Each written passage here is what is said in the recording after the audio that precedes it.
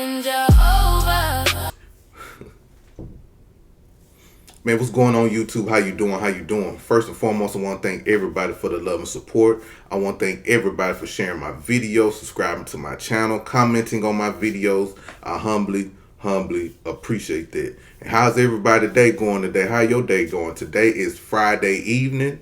Today is Friday Eve. I'm sorry, I said Friday evening. Today is Friday Eve, and it's almost here, y'all. The weekend is almost here. And what do y'all have planned for the weekend? And if you're not having a great day, or if you're going through something, the light will always be at the end. There'll always be a light some way, somehow. You're not alone. I'm with you. Trust me. I'm going through my own little personal turmoil, and I'm dealing with it. And, you know, some days I be feeling like, man, when this stuff gonna end? And some days I see like, okay, the end is here. I see the light. Thank you, Jesus. Thank you, Lord. Thank you, Allah. Thank you, Buddha. Thank you, somebody. Thank you, ancestors. Thank you. You know what I'm saying? For that I can finally see the light. Our situations might be different, but we still going through the same word, the same struggle, and the same pain. So anyway, my blessings and thoughts will always be with anyone that's going through something. Now, before we get started, please hit that like and subscribe button for your boy. Please hit that subscribe button for your boy. Family, have y'all noticed Africans always want to disparage America? I'm talking about Africans in general, but I'm talking about immigrants though. But Africans, have y'all noticed that Africans always want to disparage America? They always talking about, well, we have a homeland to go to. We don't have to pay taxes. We don't have to pay land tax. We don't have to pay nothing. We don't have to pay a mortgage. Y'all got mortgages out here in America. We don't have to pay rent. We don't have to do this and do that, do this and do that. Then they circle around and have anti-black hatred. They talking about, well, if it wasn't for the white man, y'all wouldn't have this. If it wasn't for the white man, y'all wouldn't be able to do this. If it wasn't for the white man, y'all wouldn't have this. If it wasn't for the white man, y'all wouldn't work here. If it wasn't for the white man, there was nothing that... This is another fun thing. They say, if it wasn't for the white man, we wouldn't be able to go to school or have colleges. I think that's wild to me. That is wild to me when they said that to me one time. But it's mighty funny that none of these people don't want to go back home, and all the people that said flee their homeland.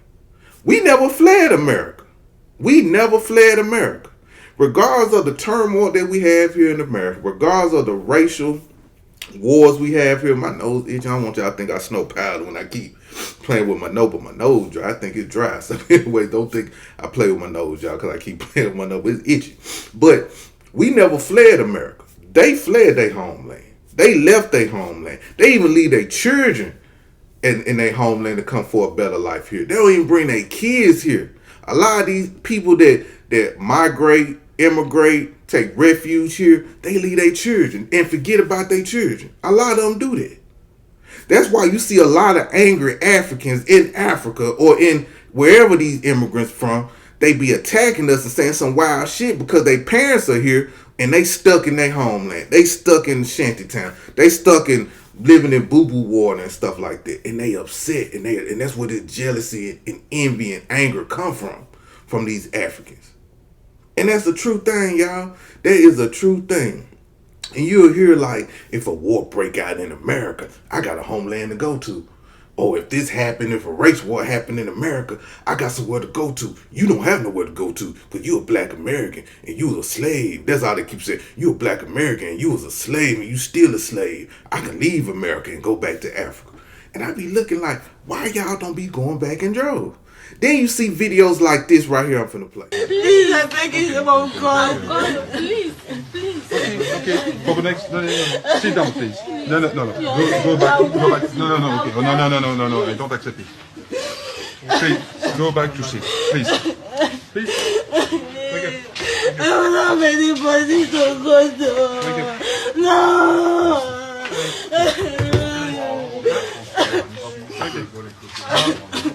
Now you see that, you see these Africans about to be deported, and they crying their hearts out. They do not want to go back to their homeland because they know what it is. They know what was waiting for them when they get there. See, them Africans probably one of them Africans that were talking major noise about where they was at, talking about Africa is better. My shanty town is better. My boo boo hut is better. I get to swim and get to Africa's nature when I swim in boo boo water and all this stuff. That's what they'll tell us. That's what they probably was telling them. And look how they were crawling and begging and crying because they do not want to go back to their homeland. And I understand Africans. I understand why you don't want to go back home. I promise I do. If nobody else don't understand, I understand. Trust me, I understand. Let me tell y'all a quick story. I remember, man, I can remember like it was yesterday. It was like 91, 92. And I remember for Christmas, I got a Game Boy. Y'all remember them Game Boys back in the day? The black and white game, the big, thick, portable gaming system. I think that was one of the first portable gaming systems too. But anyway, I remember, man, I used to be so happy to get that, man. My mom and daddy got me that for Christmas. I mean, I used to play on it all day. Man, take it with me to church. Just take it with me. Everywhere I went, me and that Game Boy was together. Now, keep in mind, during Christmas break, it's like 2 weeks. So we was out of school for 2 weeks. So I fell in love with this Game Boy. I'm talking about I really fell in love with this Game Boy. Just like how kids fall in love with these iPads, that was me with the Game Boy. And I was playing all these games and stuff like that. So I remember when school about to start, and I was about to bring my Game Boy to school. But my mama said, don't you take that Game Boy to school. I was like, why? I want to show them. Like, no, don't you take that Game Boy to school. Leave it here.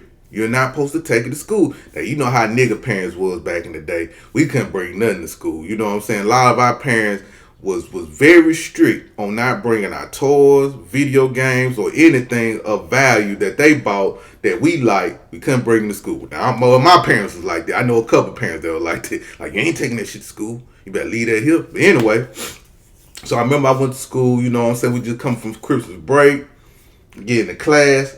Everybody and their mama got their Game Boy, they just popping it. Everybody just playing it. Teacher say, hey, put it up before I take it. Put it up before I take it. Before I send it to the principal, I'm your mom and them, I'm going to have to pick it up. Woo, woo, woo.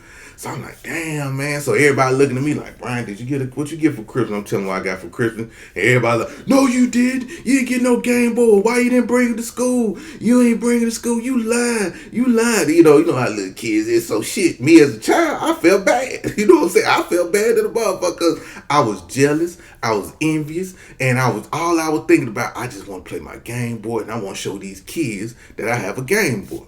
So boom, I get home from school. My mama get off work. I ask my mom, like, Mama, can I please bring my Game Boy to school tomorrow? Please, Mama, please. My mom like, hell no. Take your ass up in there and do your homework. And don't ask me that again. Boom. Go up in there, do my homework. I'm mad at a motherfucker. I'm cussing in my mind. I think I got to the point where I put a shirt over my face. You know, over my mouth. I said, fuck this bitch. Fuck this bitch. I hate her. I think I did some shit like that. That's how mad I was. So dinner time come around. I said, Mama, can I please take my Game Boy up in there? Can I please take my Game Boy to school? So now my dad is there. So I'm thinking my dad is gonna be on my side and shit. So my dad was like, first my mom was like, what did I say? But I said, Mama, please. Then my dad said, boy, what the fuck did your mama just say? Stop being so goddamn hard-headed. Stop asking questions. We say no, that means no. So I looked at my dad. I said, how you gonna do this to me? How you gonna do this to your son? You know how my mama is sometimes. And you usually lean towards me. But why you on her side? So I get that pal, didn't want to eat, tears coming out my eyes and shit. So I went in my room and guess what I did? Fuck my daddy. Fuck that bitch ass nigga. Fuck him. But they couldn't hear me though. You know, because I put the clothes on. Fuck that bitch ass nigga. So I did that. So boom. Next day of school. No, so the morning come. I wake up, get ready. So got my lip poked out, mad, just mad at the motherfucker. So mama said, you better straighten your lip out before I pop you in your mouth. So I, did that shit. I said, Mom, why I can't? No. So I said, all right, fuck it. So I go to school. Now, hold on. Let me say something else. So before I get to school, I get on a bus. Usually I don't ride the bus, but this particular day, I had to ride the bus that day because I think my mom had to be somewhere. So she didn't have time to take me to school. I get on the bus, everybody and their mom playing that game. Boy, I'm talking about you seeing people sharing cartridges like, hey, play this game, play that game, play this game. You got this game? And I'm just sitting here like, nigga. So, get to school. I'm already in a fucked up mood. I'm just sitting in the class just looking like this. So I see everybody, you know, got their Game Boys in their boot bag, like they pulling out, showing the games and stuff. So it was a dude named Kenny Ray that was in my class. His name was Kenny Ray. Kenny Ray had his Game Boy. He was just playing it and stuff like that. He had about 50 games and shit. So, but there was one game he didn't have. And that was Bart Simpson's Escape from Camp Deadly. It was a Bart Simpson game called Escape from Camp Deadly. And he didn't have it, but I had it. So I said, oh, I got that game. You know what I'm saying? You ain't got that, but I got it, you know. But so Kenny Ray was like, well, we don't even know if you got a Game Boy. I said, I do got a Game Boy. I do got it. He's like, no, you don't. No, you don't. Blah, blah, blah, blah, blah. So this is what I was thinking in my head. I was like, you know what? Tomorrow, I'm taking that Game Boy. I'm going to sneak, because my mom and dad ain't going to know that I snuck the Game Boy. So I get out of school. I already got in my mind. I'm cleaning up the house. Usually I never cleaned up. I'm washing dishes and shit, put my clothes up. Because I was in a good mood, because I was like, fuck it, I'm going to do it. Nothing ain't going to happen. Everything going to be great. Whatever.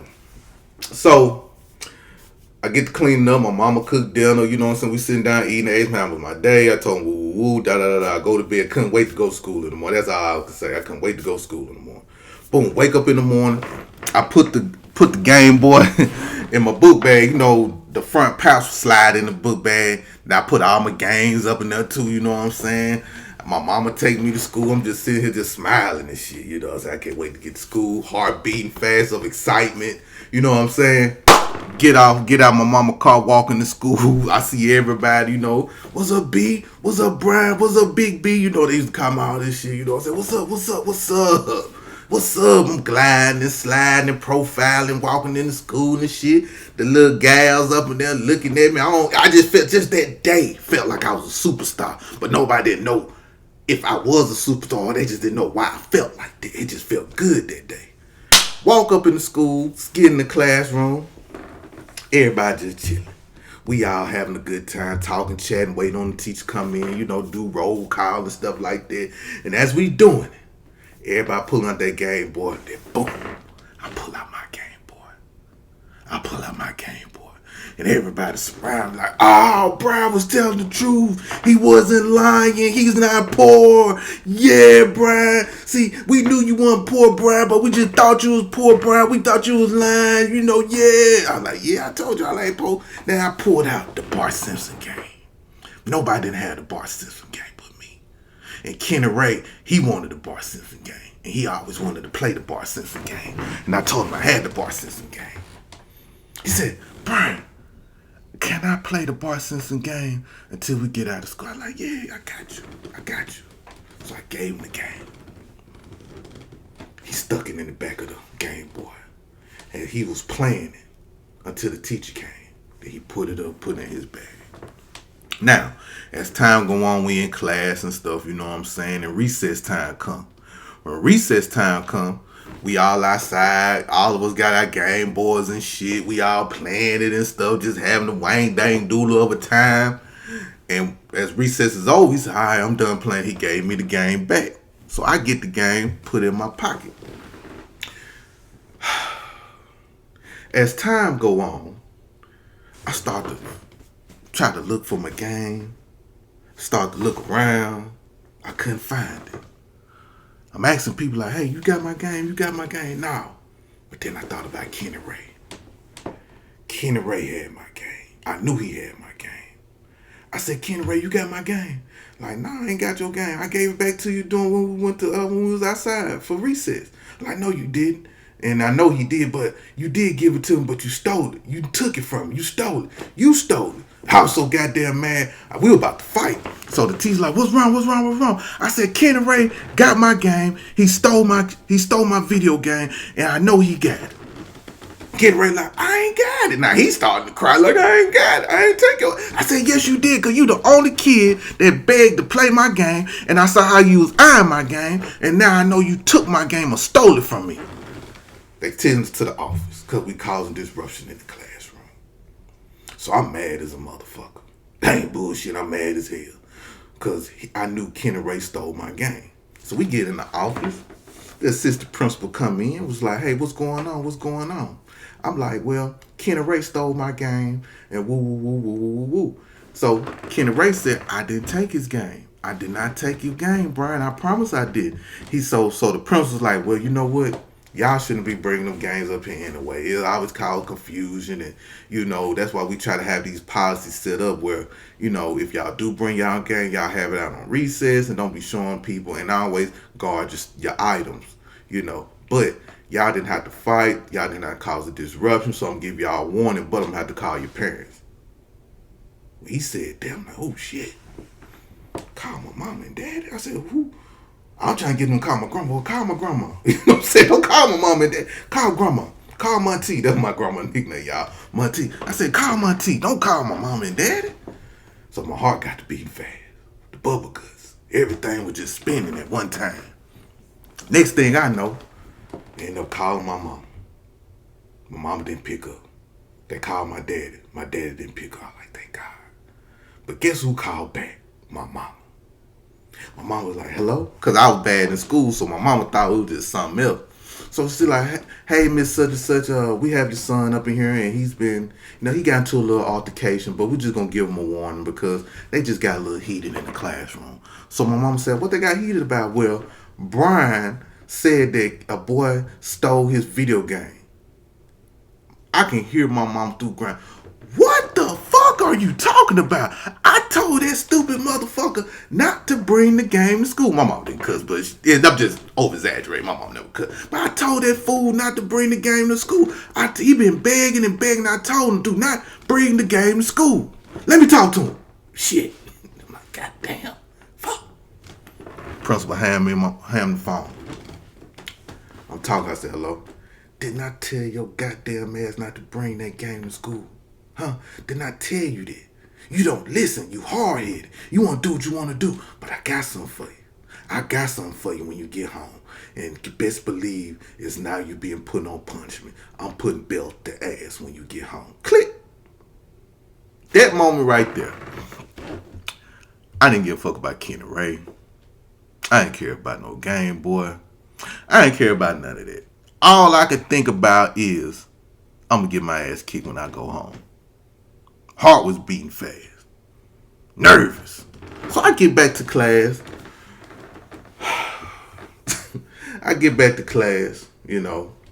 Sit down. And it was like maybe about 1 o'clock. We get out of school at 2:30. And all I can look at is just that clock. And any other time when you ready to get out of school, that clock goes slow as hell. But this particular day, that clock was going fast. And as time and time and time went on, it just got closer and closer for me to go home and get my ass kicked. In closing, before school was out, because we got out of school at 2:15, at 2:11, a janitor came in and said, hey, this anybody game right here? I found it and I looked. I said, yeah, that's my game. Said, oh yeah, I found it on the playground. Must have fell out your pocket. And I was like, fuck. I ended up getting my game back. I ended up getting out of school. My dad picked me up this day because he was on lunch break or something like that. He dropped me off at home, but he didn't know what was going on because my mama ain't told him yet. But he knew something was wrong. He couldn't pinpoint it because he saw like a look on my face of scaredness. But during that drive home, I didn't want to go home. I didn't want to go home because I knew an ass whooping was going to be there later on that day. I knew the consequences that I was about to face. I knew the pain that I was about to go through. I knew it. And that's how a funky flip-flop African feel. Just the way I felt. Because I knew the danger that was about to await me. Or the danger that was coming once he got out of work. That's how African feel. So don't let these funky flip-flop wearing Africans lie to y'all and talking about their homeland is better and how they got this and that. No. Not true at all. Not true at all. Them funky flip-flop Arab Africans want to stay here in America because they know what's waiting for them in their homeland. And that's how I tied that together because I know how they feel. Boy, we about to get that ass whooping, boy. And my mama did whoop me, boy. I bet you I didn't bring nothing else to school that year. But anyway, hope y'all enjoyed the video, man. Hope y'all enjoyed the story. The moral of the story is, do not listen to these funky flip-flop wearing Africans talking about their homeland is better. How they talking about we jealous of them. We ain't jealous of no African. Why would we be jealous of a funky flip-flop wearing African? But anyway, salute to y'all, and I love you.